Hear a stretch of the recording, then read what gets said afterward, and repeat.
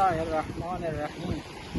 قال الامام باقر علیہ السلام قول عز وجل وقولوا للناس حسنا قولوا للناس احسن ما تحبون ان يقال فيكم. امام باقر علیہ السلام ارشاد فرماتے ہیں اللہ تعالیٰ کے اس قول سے متعلق کہ لوگوں سے پیار و محبت سے بات کرو. امام فرماتے ہیں پیار و محبت سے بات اس طرح کرو جس طرح تم چاہتے ہو کہ لوگ تمہارے متعلق بات چیت کریں. ہم چاہتے ہیں کہ لوگ ہمیں پیار سے بلائیں. ہمیں چاہیے کہ لوگوں کو پیار سے. ہم چاہتے ہیں کہ ہم لوگوں کو پر غصہ نہ کریں. تو ہمیں چاہیے کہ جو ہے وہ ہم بھی کسی پر غصہ نہ کریں. ہم چاہتے ہیں کہ لوگ ہمیں نفرت کی نگاہ سے نہ دیکھیں تو ہمیں بھی کسی کی نفرت کی نگاہ سے نہیں دیکھنا چاہیے. ہم چاہتے ہیں کہ لوگ ہمیں ٹائم دیں تو ہمیں چاہیے کہ ہم لوگوں کو ٹائم دیں. ہم چاہتے ہیں کہ لوگ ہمارے بارے میں اچھا سوچیں.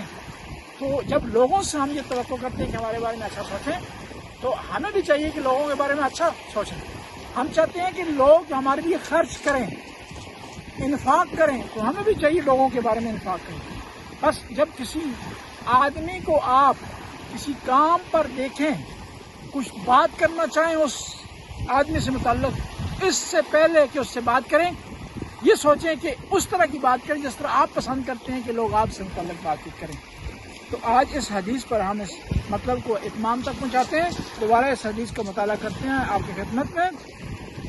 قال الامام باقر علیہ السلام قول عز وجل وقولوا للناس حسنا قولوا للناس احسن ما تحبون ان يقال فيكم.